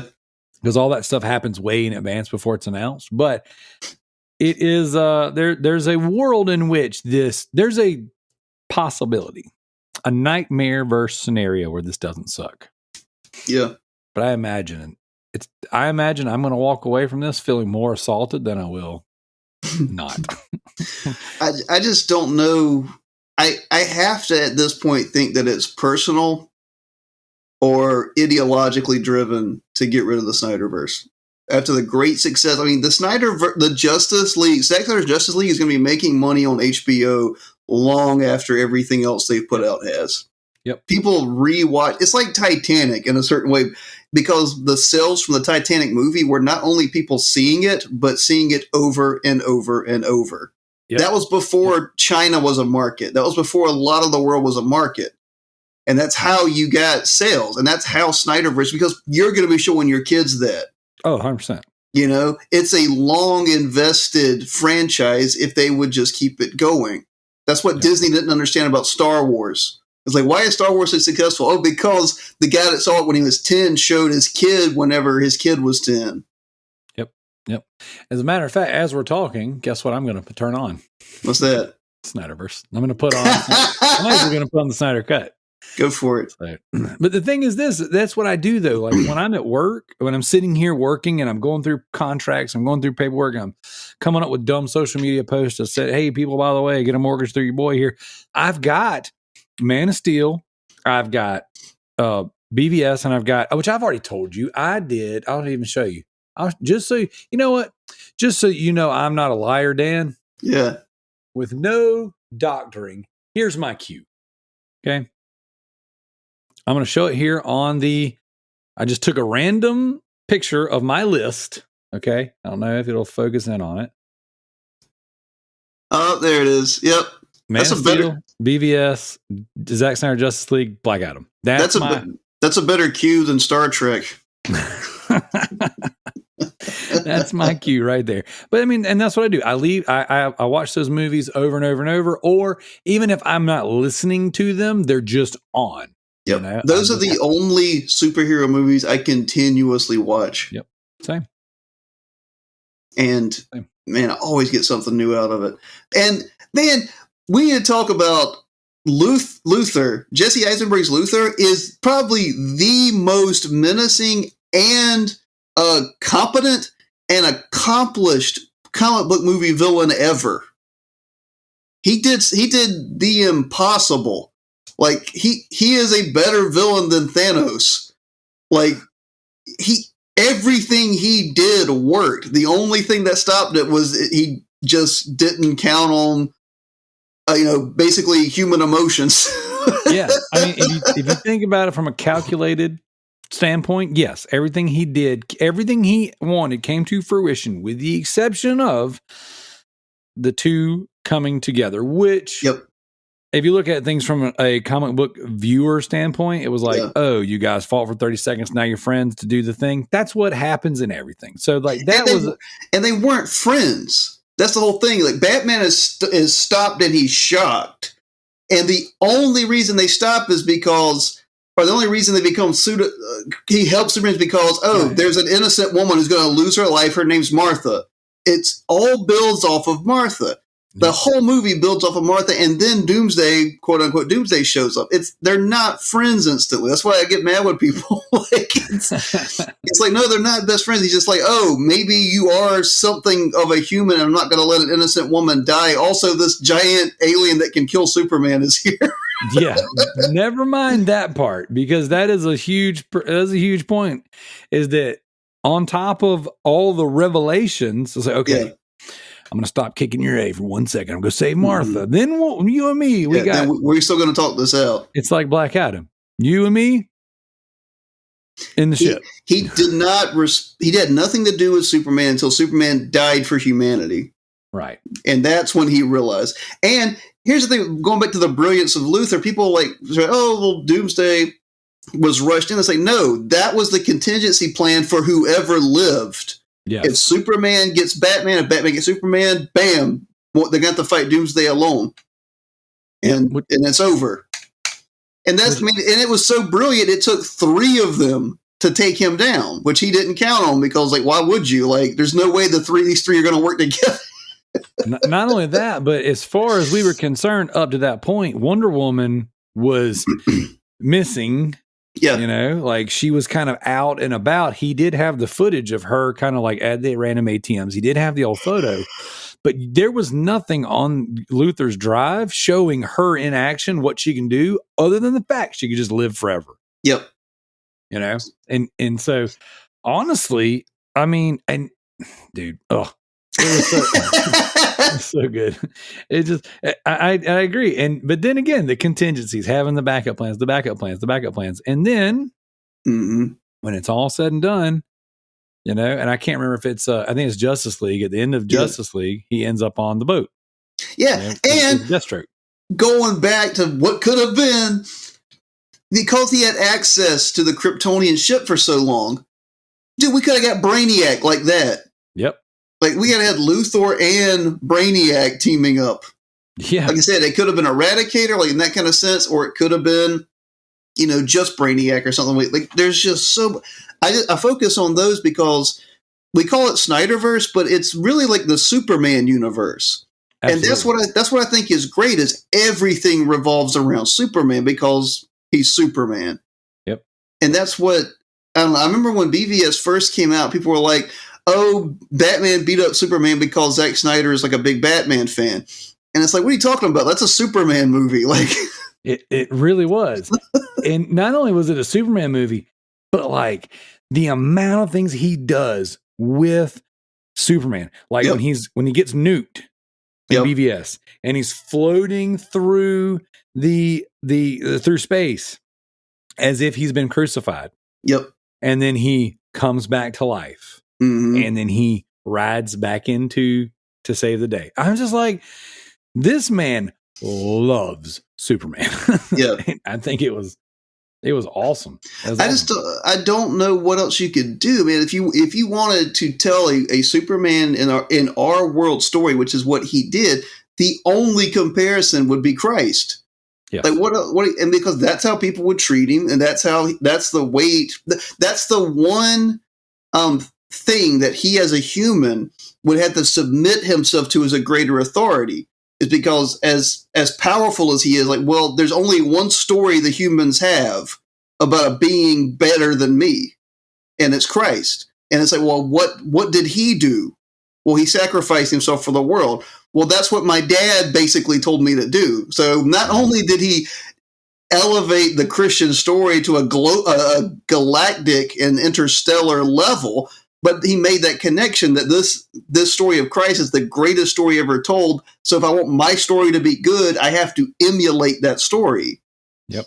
Can you imagine, right? A world, a nightmare-verse world, where just as Satan was tempting Christ in the desert, that Darkseid or Desaad is tempting Superman into receiving the anti-life equation. Yeah.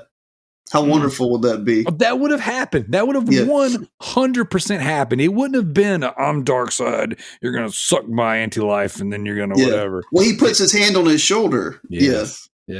Because I think in this universe, Darkseid is aware of how powerful Superman is. Because like in a lot of like some of the other comics and stuff, he kind of belittles Superman. Like he thinks he could, take him. It seems like he understood, like, this guy could probably rip me apart, Well, if you take it back to the initial war where Darkseid lost. Yeah. So, Darkseid has already gotten his battle scars from taking on threats in this world with no Kryptonians. Yeah. So you take all of that together plus the Kryptonian, you would have to tread very carefully. And I would imagine he would come into things, especially after Steppenwolf got his head lopped off and thrown through a freaking boom tube. I would imagine he would come in very much sneaking into the background, and this is you need this to avenge Lois, because Lois inevitably had to die for Superman, which again calls back to BVS in the flashback, with the Flash running back in time saying, hey, it's about Lois. It's always been about Lois. Which a scene that I always wanted was from Injustice, where Bruce and Superman are perched up on top of a roof, and Superman's wanting to tell Bruce that they're pregnant. Yeah. And Bruce spoils it for him. He's like, yeah, Lois is pregnant.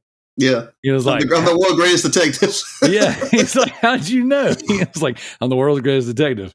And you haven't wiped that stupid smile off your face all day. Yeah. Yeah.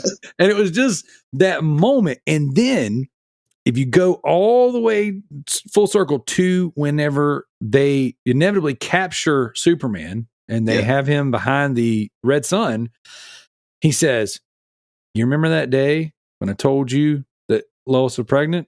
And then Bruce's like, yeah, that was a good day. And he's like, yeah, I wish we had more of those. You know what I'm saying? Like, we could have had the BVS round 2 where those two had to go toe to toe and had that moment where they could reflect back onto when they did become friends and when they did. And then we could have had, because that reading that in the comics was just like, oh, rip my freaking heart out, guys. Come on, you're killing me. I freaking love it. So it's just, there's so much like we keep lamenting here. There's so much missed potential because they pulled the plug. We could have had a Justice League Dark with Wonder Woman, Constantine, Zatanna, anything, because that's what Black Adam, that's why it's such a good movie to me. Showed is like you could have like the MCU and the DC formulas together. And we could have brought Keanu Reeves back as American Constantine. Which they're talking about it. Yeah, but we could have done all we could have had, if you, like Wonder Woman 1984 sucked. You could have done a Wonder Woman 2 and maybe had like one of the gods come back. I would have brought in Nubia as like an avatar of like one of the gods or something, and like, you know, or the goddesses, not the goddesses, her mom's mad, Themyscira's mad, and they're like, Nubia's going to be our champion now because you've interfered, and they have to fight and like learn to be together. And she could go to some other planet or a world or something, because you couldn't have her, because she's not in Justice League. You couldn't have her later, but you could. You could have brought in the cool, and if you wanted diversity points, you've got Black Wonder Woman with Nubia, who's a great character, always has been. You could have done anything with it. Just, I don't know. The mind boggles, and that's what we're talking about, of what could have been with what was already made. And I don't know. It's just, to me, it's a spit in the face to say it wasn't well put together. We didn't know what we were doing. It's like, no, he gave you one of the best foundations ever, and you crapped all over it. Yep, 100%. And I think that, just to kind of wrap things up, because I know we both have to get back to work, but I just think that getting the Snyder cut was the best and worst thing they could have ever done for guys like us, because they gave us hope, but then they took it away again. Because now we're just like, well, we saw a glimpse into more. Yep. That's another thing too. Martian Manhunter. We could have got so much more, because what they did at the end of the Snyder cut, showing that he was impersonating that army general. Yep. Then you take that all the way back to him working with Lois in the BVS. He could have always been in the background helping to nurture and orchestrate things. And what we could have gotten from him was just so frustrating. We could have got a Lantern in Justice League, and that could have been what changed the tide when Darkseid comes in. That the guy, I don't know his name, the guy who got killed when Darkseid was first at Earth. Right. His ring, that is the ring, I think, that went to Hal Jordan in the comics. You could have had that. Yep. You could have increased the Justice League ranks by like 2 guys in midway through and fight Darkseid. Yeah. Could you imagine? All right, Snyderverse. That ring goes to Ryan Reynolds. How amazing would that be? Because okay, now here's been my theory, right? If they would have brought him in, okay, and made that right, okay, you could have done the Spider-Man No Way Home treatment where you made all 3 movies work and you buttoned up everything. You could have brought him back for Justice League 2. And you could have buttoned up all the loose ends, and he would have already figured himself out. How much money would that have made alone to promise Ryan Reynolds is coming in as Green Lantern? We're fixing that.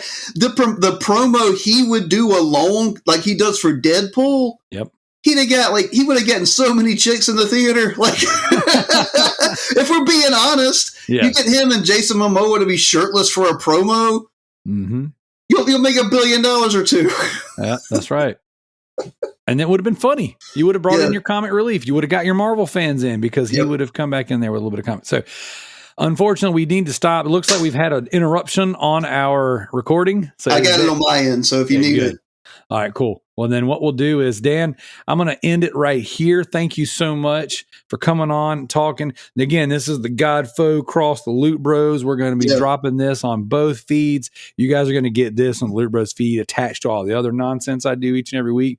Dan, let's keep it going. Let's keep the momentum. You and I working together. I like what we're doing here. I think we got a good thing going. So I appreciate you, brother. Godfoe Universe. I will definitely put all your stuff in the bio. Yes, likewise. Yep. And we will be back next time with more Godfoe Loot Bro Nightmareverse. It's the Loot Bros podcast. We're going to talk about video games and mow your grass. Loot Bros podcast. We're going to talk about butts and slurp and penises. So stay tuned.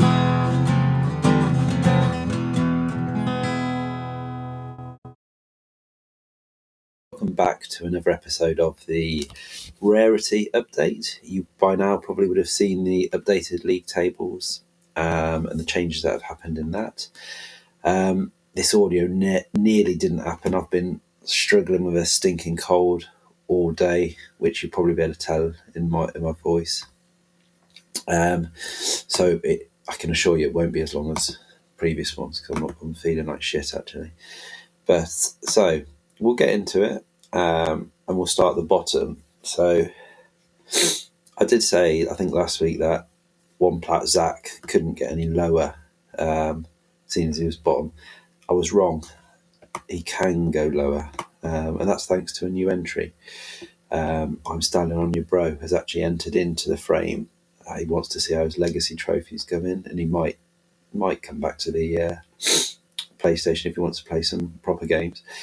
So Bearded Nerds, Zach and Kalai have both dropped a place. So one plat Zach, though, is also 1 point Zach. One of his common trophies has turned into an uncommon, which means he is now 1 point on the board, which is only 4 points behind Kalai, who's on 5. Again, she's dropped a place thanks to Stylin's entry into the tournament.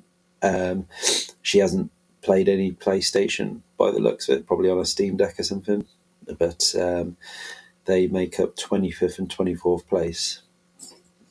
I'm Standing on Your Bro comes in at number 23 after 1 week. Really impressive set of base trophies, 734 ultra rares. Hasn't been any increase on those ones through Legacy, but he has had 3 commons become rare and also one common become uncommon. So he's started off the campaign on 7 points. The next 3, I was pretty pleased, although they've stayed where they are. Darth Knight has earned his first trophies of the year in Pro Bowler. His was his rarest trophy in Madden 23, and Tross 0726, like many of you, has invested in the new Hogwarts Legacy game, and looking at his trophies has made a decent start into that, and he's also earned his rarest trophy of the competition in that game as well. Darth Knight is in 21st place, stays in 21st place. He is on 20 points, an increase of 9 this week. And again, it's another one of the Hogwarts Legacy investors that he's joined in that one. Next up, he's finally done it. Tricky Mick has finally earned a qualifying trophy. He followed his partner in crime, I suppose you want to call it, whatever it is, rival, Darrell, by playing Team Sonic Racing. So he had to sort of follow Darrell's lead in order to get a uncommon trophy, but he's a roadblock in Team Sonic Racing, and that's his rarest of the contest, 39.46%. His legacy trophies, again, doing the bulk of the work for him, with a score of 14 points, giving him a total of 55, which is actually, all being said, rather impressive, given he has only actually scored 1 point himself this year. Only 3 points ahead of him is Stink Palm Jared, who's dropped down 1 place. He's now in 18th place. Fairly modest total from him this week of 5 points, giving him on 58. And it's close between four people. So you've got Tricky on 55, Jared 58. Riley, the Brain, is moved up a place.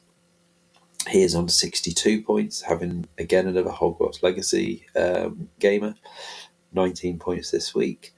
And finally, making up that small group in 16th place is Homer Gets Duffed, and he is on 66 points with 7 points this week, playing a bit of Indivisible. Sadak is the next in line. He has also dropped a place from 14th to 15th. And again, he has been looking at it, 20 points. He's broken the 100-point barrier mark, which is the latest of achievers for that, playing a bit of Corridor Z. And then the next player is Diego, who has started his move up the table. He's jumped up 2 places. He's now got 7 ultra rares, which is a big jump up from last week. He had 85 points, and his rarest trophy this week, although it's not a qualifying trophy, that means a lot of his legacy trophies, 85 points worth of legacy trophies, has done the work for him, because his most common rarest trophy is 62.18% this week. So yeah, he's making moves. Next up, we've got the 2 inseparables, and they have switched places again. They just cannot escape each other. It's Resident Darrell and MZ Nitro. And this time, it's Nitro that has leapfrogged Darrell. Darrell had 35 points, giving him a total of 142. Now only 2 ahead of Diego, so Diego's got him in his sights. And he is playing a bit of Dead Space 2 back on the PS3. Then MZ had a decent week with 52 points, and he achieved the Platinum Trophy in Assassin's Creed Unity, which was his rarest of the week, but also of the contest. So just 12 points separating those 3. So we're getting a few little battles developing in various parts of the table. So you've got a nice little mid-table battle. I'm sure they'll be looking to break into the top half of the table.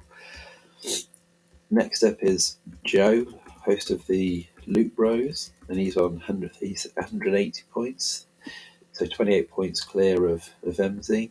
32 points this week, playing a bit of arcade again.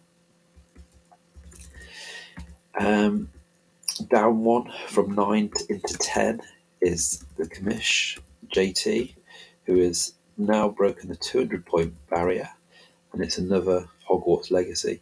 Though I dare say that whilst these Hogwarts Legacy trophies are showing rare and are getting people points, I wouldn't be surprised to see that the rarity of those start to decrease, and a few points might be dropped as a result of that.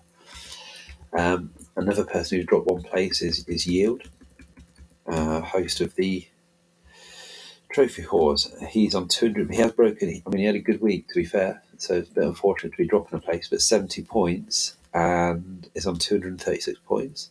And again, I think it's the 3rd week in a row his rarest trophy of the week has been in the final station. This time it's Old Friend's Story. I think we've had Brandon's and Brian's or something like that so far, but this is Old Friend's Story. He must be getting close to the plat in that. He has cut the lead, so dropping a place from 7th and into 8th is CJ Affectatious Dog. Only 17 points this week, meaning Yield has cut his lead just down to 9 points. He's on a total of 245. And CJ has been playing New Tales from the Borderlands. Number 7 is another drop as Dukes continues his decline. He's really paying the price for those Persona 4 golden trophies sort of decaying. But he has dropped, and whilst he's probably secured more points this week, because of the negatives, it means he's got a net positive result of 1 point. And his rarest trophy is in Dead Space, the remake. So he's on 278 points. And then there's a big gap. There's about a 50-point gap to 6, which is Marky Fraser. So these, the top 6 are starting to pull away a little bit. Marky Fraser had 92 points, which is particularly impressive. With his rarest trophy of the contest coming this week as well in Dance Addiction in Just Dance. He's on 323. A huge leap actually for the next player. Making it into the top 5 is Corey, who has scored 198 points in 1 week, which is really impressive. That's bringing him on to 353 and making moves into the top 5. Again, Hogwarts Legacy playing a part in that, so whether that sort of reduces his score over time will tell. Actually, his rarest trophy this week is 3rd Time's a Charm, and that's also his rarest overall, but I haven't played the game, so I don't know how impressive that getting that trophy is or not, whether it's just because it's not many people have unlocked it yet. So, into the top 4. All the top 4 now have broken the 400-point barrier. So number 4 is myself. Wasn't able to move up any places despite scoring 97 points this week. So I'm on 434 points. I've got a good sort of 79-point lead over Corey. My rarest trophy of the week was in Knockout City, which I'm trying to get done, the platinum, before the server shut on that on June the 6th. We'll see how we get on. Top 3. Okay, so this is interesting. They haven't changed, but Alex has scored 86 points this week, meaning bringing him on to 465. He managed to get the platinum in Axiom Verge 2, 6 ultra rares this week, I think it was, which has been a massive help for him. And that has brought him level on points with Redbeard Rick on 465 as well, who also achieved a platinum in 60 seconds. He had a weekly increase of 55. So ever so tight between those two. I'm trying to keep up with them. Just about hanging on to their coattails, but they are pushing on and making it hard work. So which brings us on to the number 1 player of the competition so far. And it took Rick to actually correct me on his name. I kept saying me Goats a lot, but obviously I could not see that it's me see Goats a lot. And obviously as soon as Rick explained that, it's pretty obvious what that means. So apologies for mispronouncing your name or for all these weeks. He must have taken sort of heed of what I'd said about his ultra rares last week as well, because he has increased that. He hadn't had any all contest, and he's actually now got 2 this week, bringing him to a total of 11. But he scored an incredible 161 points this week, and he is now on 578 points.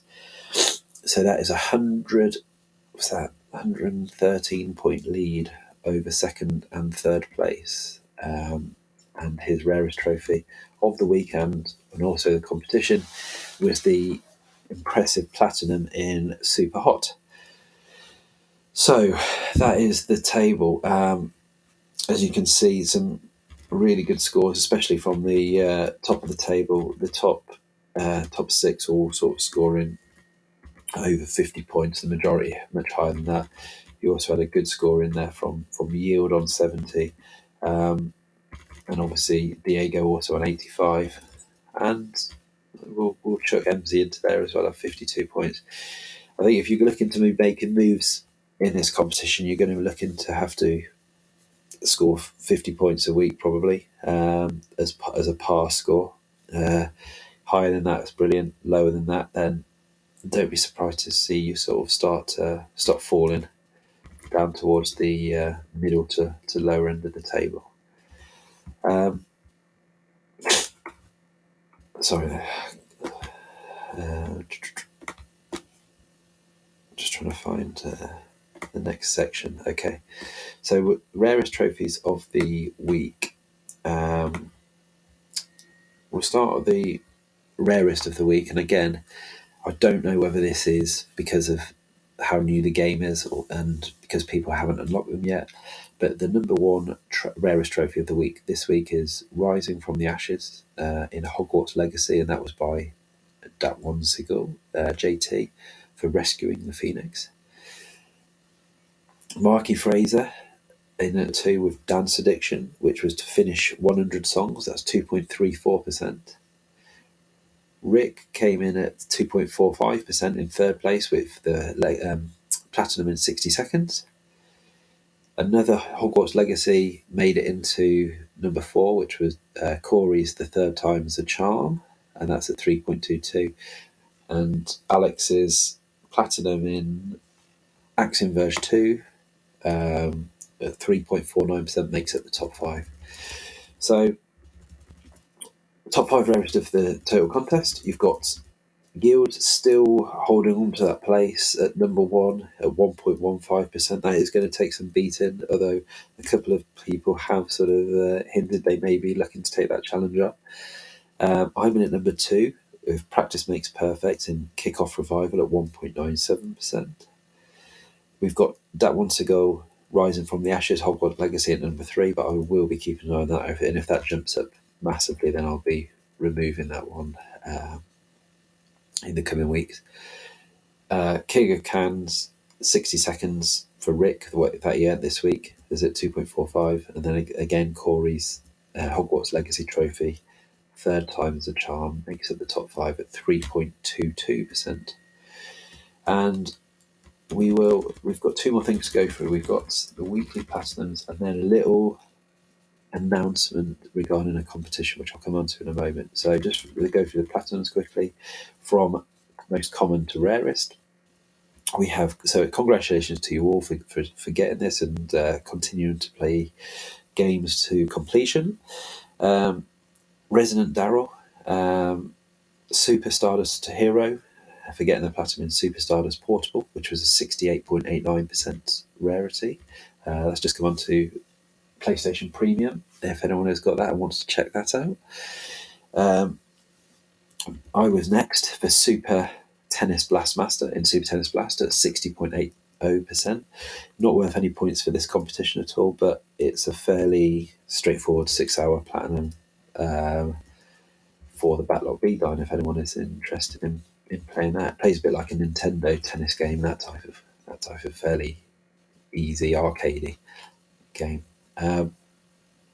Next up is BC Goats a lot. He got the platinum in Life is Strange at 33.12%. So congratulations there. Sadak got a good platinum in Warhammer Chaos Bane, 15.50%. So well done to him. Dupes 25. So well done, Mark Duplex.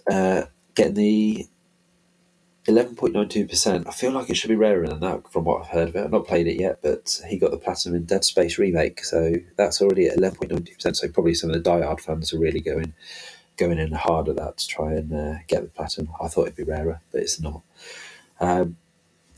Next up is MZ Nitro, who has been organising online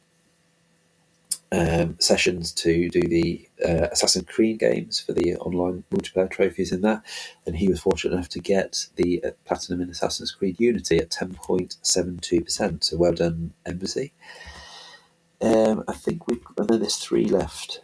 We have BC Goats a lot again. He got a second platinum of the week in Super Hot, which is a really good one. That's an ultra rare platinum, 4.73%. Alex in Axiom Verge 2, another ultra rare, 3.49%. So that was if you downloaded your PlayStation Plus games on a regular basis, that was January's offering. So if you wanted to check that out, then just enter your PS Plus library. And then the rarest platinum of the week was Redbeard Rick for his platinum in 60 seconds, 2.5%. That 2.45%. It's not a game I'm familiar with, but I might look into that. Okay, and then just finally, one more thing. Obviously, everyone seems to be enjoying the competition. It's bringing out some good banter, some good sort of competition. Certainly seems to be ramping up the number of trophies. Look, considering when I looked last week, I wasn't able to make the top 6, having scored something about 80 trophies. So it looks like a few people are taking this on. I'm trying to sort of take this into consideration, as well as the backlog beatdown, the Trophy Hunters League as well, which is another thing, and then trying to mix it up as much as I can for points in all of those different contests. And now there is another contest within a contest. So I'm Styling on Your Bro is new to this contest. Obviously now mainly playing on the Xbox, but we've added him in because he wants to see how his legacy trophies are done. But he has put up a prize for the first person that can platinum the game I Am Bread. He is offering a $25 or equivalent currency, depending on what region you live in, PSN card for anyone who can, well, not anyone, I should say the first person that does complete that. So if anybody is keen for that challenge or keen to want to see whether they can earn that $25 or £25 credit, then start up I Am Bread and see if you can get the platinum. So many thanks to Styling for his generosity on that. I'm sure you'll all sort of join me in thanking him for that. It does make the competition even more interesting. I've not played the game, and I can't imagine if he's paying up $25 that it's going to be a cakewalk. So over to you guys if you do want to do it. So that's it for now. I told you it would be shorter, and I'm going to sort of get him back to bed, get some lemon sit down me. Might chuck one in for tomorrow. Got to stay off work, but we'll see. But anyway, take care. I'll speak to you soon. Bye-bye.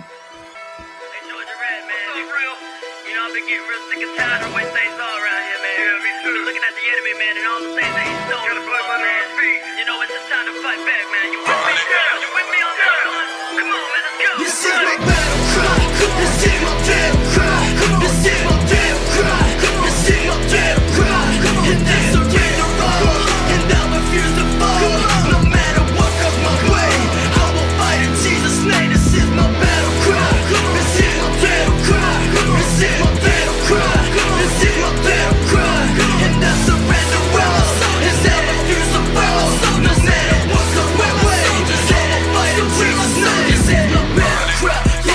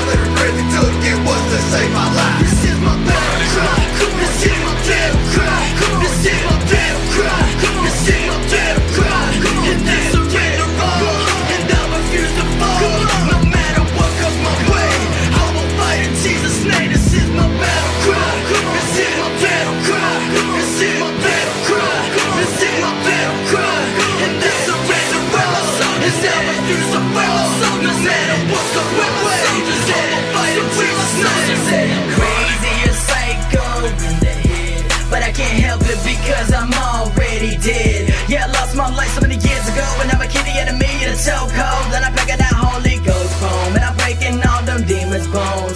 I've been redeemed by the King, and I'm busting everything that stands in the way. You will not be afraid. I'm singing His praise on the mountaintop, and I will start to the fire toss on me and the taste His glory. I've been set free for one thing, to declare His name without no shame. And it's set against free that